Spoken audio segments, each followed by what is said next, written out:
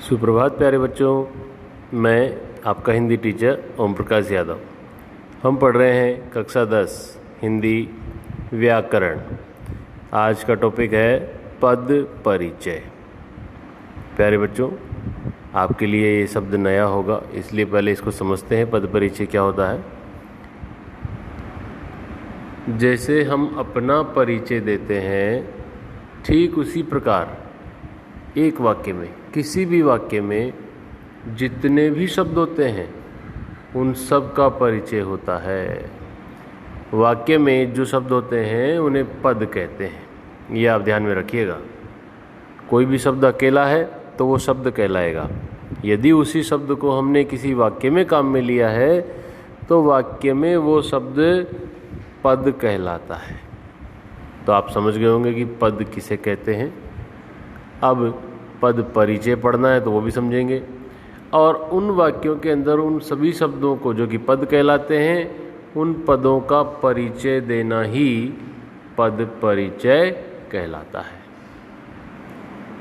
आगे देखते हैं पद परिचय में किन किन चीज़ों का ध्यान रखा जाना चाहिए। पद परिचय में किसी पद का पूर्ण व्याकरणिक परिचय दिया जाता है। ये शब्द ध्यान में रखना। पद परिचय में क्या किया जाता है? किसी भी पद का व्याकरणिक परिचय दिया जाता है। और व्याकरणिक परिचय से क्या तात्पर्य है? व्याकरणिक परिचय मतलब क्या? तो व्याकरण में जो जो चीज़ें हम लोग पढ़ते हैं वही सारी चीज़ें, वही सारे विषय, वही सारे टॉपिक व्याकरणिक परिचय कहलाते हैं। जैसे कि ये बताना उस पद की स्थिति क्या है, उसका लिंग कौन सा है, उसका वचन क्या है, उसका कारक क्या है, और अन्य पदों के साथ उसका संबंध क्या है। ये उसका व्याकरणिक परिचय होता है। एक बार फिर से समझिए, किसी भी पद का परिचय अर्थात उसका व्याकरणिक परिचय। और व्याकरणिक परिचय मतलब व्याकरण में जो जो बिंदु होते हैं उस संदर्भ में वो किसके अंतर्गत आता है। जैसे कि उस पद का लिंग क्या है, उसका वचन कौन सा है, उसका कारक कौन सा है, और अन्य पदों से उसका क्या संबंध है। ये चीज़ें हमें बतानी होगी। आगे उदाहरण दूंगा तो आपको और स्पष्ट हो जाएगा। अभी आपको ये बातें याद रखनी है। इसके अलावा देखिए, पद 5 प्रकार के हो सकते हैं। पद कोई संज्ञा हो सकता है, या फिर सर्वनाम हो सकता है, विशेषण हो सकता है, क्रिया हो सकती है, या फिर वो अव्यय भी हो सकता है। तो किसी भी पद का परिचय देते समय हमें सबसे पहले तो ये देखना होगा कि क्या वो कोई संज्ञा है, या फिर क्या वो कोई सर्वनाम है, या फिर विशेषण है, या कोई क्रिया है, या फिर वो कोई अव्यय है। ये सब देखने के बाद कि वो इन 5 में से कौन सा है, फिर हमें बताना होगा कि उसका लिंग कौन सा है, उसका वचन कौन सा है, उसका कारक कौन सा है, और अन्य पदों से उसका क्या संबंध है। तो प्यारे बच्चों, आपको इन बातों को ध्यान में रखना होगा। अब मैं आगे बताता हूँ। हम लोग संज्ञा, सर्वनाम, विशेषण, क्रिया, अव्यय, इन सभी को बारी बारी से एक एक करके पढ़ रहे हैं। पद परिचय के समय हमें किन किन बातों का ध्यान रखना चाहिए वो हम लोग अब आगे देखेंगे। आगे देखिए, सबसे पहले हम लोग जानने वाले हैं संज्ञा का पद परिचय। तो संज्ञा का पद परिचय जानना है तो उससे पहले संज्ञा भी जाननी पड़ेगी ना। तो संज्ञा देखिए 3 प्रकार की है: व्यक्तिवाचक, जातिवाचक और भाववाचक। व्यक्तिवाचक में किसी का नाम आदि हो सकता है। जातिवाचक में किसी विशेष कार्य को करने वालों का समूह, या फिर वस्तुओं आदि का समूह भी हो सकता है। और भाववाचक में विभिन्न प्रकार के भाव या भावनाएं, जैसे सुख, दुख, बचपन, मोटापा, ये सभी क्या है प्यारे बच्चों? ये संज्ञाएं हैं। तो ये 3 प्रकार की संज्ञाएं हैं। तो जब हम किसी संज्ञा का पद परिचय दे रहे होंगे तो हमें ये चीज़ें ध्यान में रखनी होगी। संज्ञा का पद परिचय देते समय निम्न पहलुओं की जानकारी देनी चाहिए। सबसे पहले तो हमें बताना पड़ेगा कि उस संज्ञा का कौन सा भेद है, व्यक्तिवाचक है, जातिवाचक है, या फिर भाववाचक। फिर उसके बाद हमें बताना पड़ेगा कि उसका लिंग कौन सा है। फिर हमें बताना है कि उसका वचन कौन सा है। फिर हमें बताना है उसमें कौन सा कारक है और क्रिया के साथ पद का क्या संबंध है। दोबारा से देखो, जब हम संज्ञा का पद परिचय दे रहे होंगे तो हमें देखना होगा कि उसमें संज्ञा का कौन सा भेद है, व्यक्तिवाचक, जातिवाचक या भाववाचक। फिर हमें बताना है कि उसका लिंग कौन सा है, स्त्रीलिंग है कि पुल्लिंग। फिर हमें वचन बताना है, एक वचन है कि बहुवचन है। फिर उसका कारक बताना है, कर्ता कर्म करण, ऐसा आप जानते होंगे ये कारक होते हैं। फिर क्रिया के साथ उसका क्या संबंध है। ये 5 चीज़ें हमें ध्यान में रखनी होगी जब हम संज्ञा का पद परिचय देते होंगे। अब एक उदाहरण देखिए, जैसे उदाहरण में वाक्य लिखा हुआ है राधा पत्र लिखती है। अब क्योंकि हमें संज्ञा का परिचय देना है, हम पढ़ रहे हैं संज्ञा का पद परिचय, इसीलिए हम राधा की बात करेंगे क्योंकि यहाँ संज्ञा राधा है। तो सबसे पहले हमें बताना है भेद, तो राधा है व्यक्तिवाचक संज्ञा। फिर हमें बताना है लिंग, तो राधा है स्त्रीलिंग। फिर हमें बताना है वचन, तो राधा है एक वचन। फिर हमें बताना है कारक, तो यह है कर्ता कारक क्योंकि पत्र लिखने का काम कर रही है। और क्रिया के साथ संबंध, तो लिखती है यानी कि ये क्रिया का कौन है, कर्ता है। इस प्रकार से हम पद परिचय दे सकते हैं। एक और उदाहरण दिया हुआ है पत्र, इसमें पत्र का भी परिचय दे दिया। देखिए पत्र का परिचय, ये पत्र का परिचय। पत्र क्या है, जातिवाचक संज्ञा है। लिंग कौन सा है, पुल्लिंग। वचन एक वचन। कारक कर्म कारक। और क्रिया के साथ क्या संबंध है, ये क्रिया का कर्म है। तो इस प्रकार से हम संज्ञा का पद परिचय दे सकते हैं। आगे देखते हैं। अब हम देखेंगे सर्वनाम का पद परिचय। तो सर्वनाम का पद परिचय देखें तो हमें यह भी जानना पड़ेगा कि आखिर सर्वनाम होते ही कौन कौन से हैं। तो देखिए, पुरुषवाचक सर्वनाम, निश्चयवाचक, अनिश्चयवाचक, प्रश्नवाचक, संबंधवाचक और निजवाचक, ये 6 प्रकार के सर्वनाम होते हैं। पुरुषवाचक में मैं, वह, तुम। निश्चयवाचक में यह, ये। अनिश्चय में कोई, कुछ। प्रश्नवाचक में कौन, क्या आदि जितने भी प्रश्नवाचक शब्द होते हैं। संबंधवाचक में जो, सो, जैसा, तैसा, जिसकी, उसकी। निजवाचक में स्वयं और अपना, और इसी तरह के अन्य शब्द भी आते हैं। तो इस प्रकार से ये सर्वनाम हो गए। तो सर्वनाम का पद परिचय जब दे रहे होंगे तो हमें सर्वनाम का पद परिचय देते समय निम्नलिखित पहलुओं की जानकारी देनी होगी। सबसे पहले तो उसमें सर्वनाम का कौन सा भेद या उपभेद है ये बताना पड़ेगा। फिर उसके बाद उसका लिंग कौन सा है, वचन कौन सा है, कारक कौन सा है और क्रिया से क्या संबंध है, ये भी हमें बताना पड़ेगा। उदाहरण देखिए, देवल ने उसे बहुत मारा। ठीक है, ये उदाहरण हो गया। अब हम देखते हैं इस उदाहरण में, क्योंकि हम लोग सर्वनाम का पद परिचय देने वाले हैं, तो इस उदाहरण में सर्वनाम कौन है।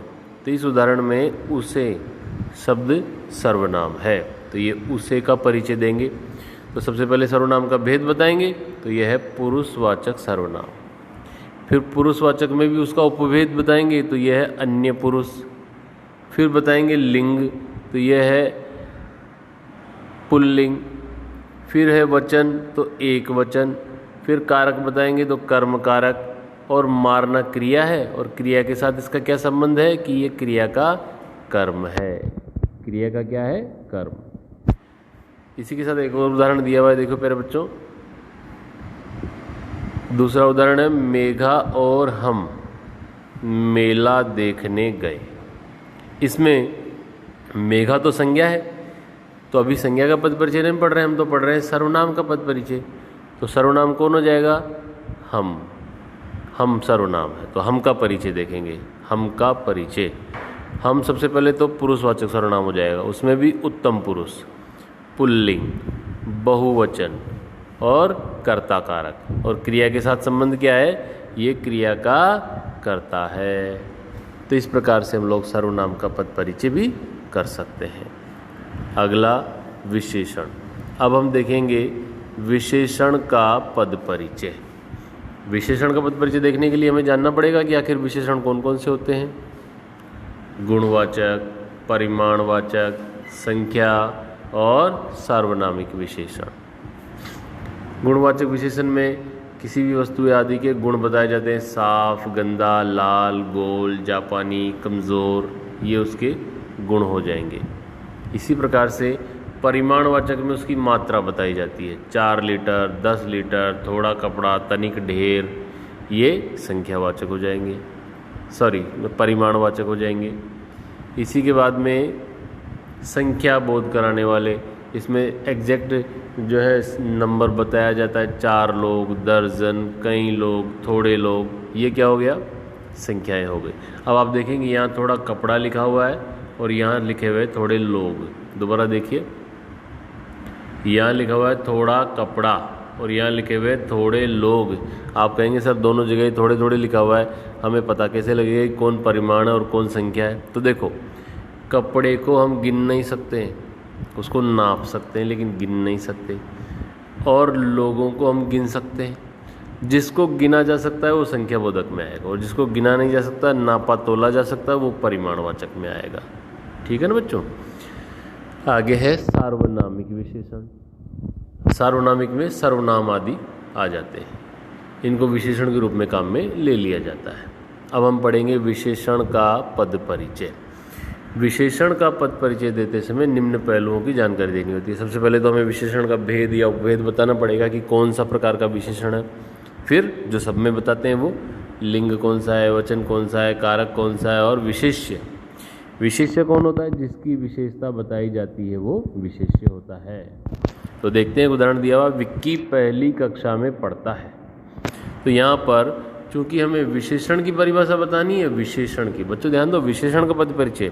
तो इस उदाहरण में पहली शब्द जो है ये विशेषण है, बाकी और कोई भी विशेषण नहीं है, तो इसका परिचय देना है। पहली संख्यावाचक विशेषण हो जाएगा, क्योंकि पहली, दूसरी, तीसरी ये संख्याएं हैं। और संख्याओं का उपभेद भी यदि बताएं तो कौन सा, निश्चित संख्यावाचक, क्योंकि निश्चित है, अनिश्चित नहीं है। विशेषण और स्त्रीलिंग हो गया, इसका लिंग, वचन एक हो गया, कारकों में अधिकरण कारक हो गया, और कक्षा का विशेषण है। तो कक्षा क्या हो गई, विशेष्य हो गई। तो भेद बताएंगे तो ये हो गया संख्यावाचक। लिंग बताएंगे तो हो जाएगा प्यारे बच्चों एक वचन, क्या बता दिया मैंने। भेद बताएंगे तो ये हो जाएगा संख्यावाचक। लिंग बताएंगे तो हो जाएगा स्त्रीलिंग, क्योंकि पहली, दूसरी, तीसरी ये सब स्त्रीलिंग है। इसी की जगह होता पहला तो पुल्लिंग हो जाता। वचन में आ जाएगा एक वचन, कारक में आ जाएगा अधिकरण, क्योंकि अधिकरण कारक का चिन्ह आपको पता है क्या होता है, अधिकरण में पे, पर, ये अधिकरण के चिन्ह है, कारक चिन्ह। तो यहाँ पर क्या लिखा है, पहली कक्षा में, तो ये क्या हो गया, अधिकरण कारक हो गया। और पहली जो विशेषण है वो किसकी विशेषता बता रहा है, कक्षा की, इसीलिए ये कक्षा का विशेषण है। तो कक्षा क्या हो गई, विशेष्य हो गई प्यारे बच्चों। तो आपको समझ आ गया होगा विशेषण का पद परिचय कैसे दिया जाता है। आगे बढ़ते हैं, क्रिया का पद परिचय। तो क्रिया का पद परिचय तो पहले जाने तो सही, क्रिया कौन कौन सी है। कर्म के आधार पर क्रियाएं कर्मक और सकर्मक। जिसमें कर्म होता है वो सकर्मक, और जिसमें कर्म नहीं होता है वो अकर्मक। ऐसे ही रचना के आधार पर भी क्रियाएं हैं। रचना के आधार पर संयुक्त क्रिया, प्रेरणार्थक क्रिया, पूर्वकालिक क्रिया, नाम धातु क्रिया।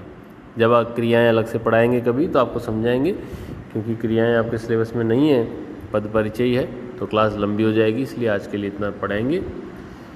क्रियाओं में संयुक्त क्रिया, कर रही है, बुला रही है, इस तरह से मुख्य क्रिया के साथ में जो सहायक क्रियाएं भी मिल जाती हैं तो वो संयुक्त हो जाती है। प्रेरणार्थक में खुद क्रिया न करके किसी और से क्रिया करवाई जाती है, लिखवाना, बुलवाना, धुलवाना।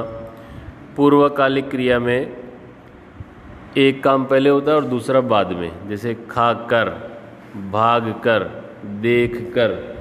जैसे मैं कहूँ कि राम खाना खाकर सो गया, तो खाना एक क्रिया हो गई और सोना दूसरी क्रिया, लेकिन पहले खाकर हुआ और सोना बाद में है, तो ये खाकर जो क्रिया है ये पूर्वकालिक हो जाएगी, जो पहले घटित हो गई वो। इसी प्रकार से नाम धातु, टकराना, लतियाना, बतियाना, किसी भी नाम आदि को हम लोग क्रिया के रूप में काम में ले लेते हैं। तो ये तो प्यारे बच्चों हो गई क्रियाएं। अब क्रिया का पद परिचय कैसे करेंगे वो देखिएगा आप लोग। ये आ गया आपके क्रिया का पद परिचय। क्रिया का पद परिचय देते समय निम्नलिखित पहलुओं की जानकारी देनी चाहिए। सबसे पहले क्रिया का भेद बताएंगे कर्म के आधार पर कि वो अकर्मक है या फिर सकर्मक, और फिर जो सब में बताते हैं वो उसका लिंग कौन सा है, वचन कौन सा है, धातु कौन सी है, काल कौन सा है और कर्ता का संकेत। एक उदाहरण दिया हुआ है, देखिएगा आप।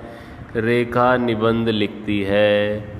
अब चूंकि हमें पता है हम लोग क्रिया का पद परिचय कर रहे हैं, तो हमें ढूंढना पड़ेगा इस वाक्य में क्रिया कौन सी है। तो लिखती है ये क्रिया है, लिखना क्रिया होती है, तो यहाँ वाक्य में लिखती है ये क्रिया वाला पद हो जाएगा। तो लिखती है का पद परिचय देखते हैं हम लोग। सबसे पहले हमें बताना है उसका भेद। तो सकर्मक क्रिया हो गई। फिर उसके बाद में बताएंगे उसका लिंग, तो ये स्त्रीलिंग हो गई। यदि कहते लिखता है तो फिर पुल्लिंग हो जाता प्यारे बच्चों। फिर उसका वचन बताना है, तो ये हो गया एक वचन। और फिर धातु, तो लिखना जो है वो लिख धातु से बना हुआ शब्द है। फिर काल बताएंगे, तो वर्तमान काल, क्योंकि लिखती है, लिखती थी ऐसा होता तो भूतकाल हो जाता, लिखेगी ऐसा होता तो भविष्य हो जाता, लिखती है तो वर्तमान हो जाएगा। समझ गए प्यारे बच्चों। स्निग्धा इसकी कर्ता है। ये आपके क्या हो गया, क्रिया का पद परिचय हो गया। और आगे चलते हैं, अभी अव्यय बच रहा है।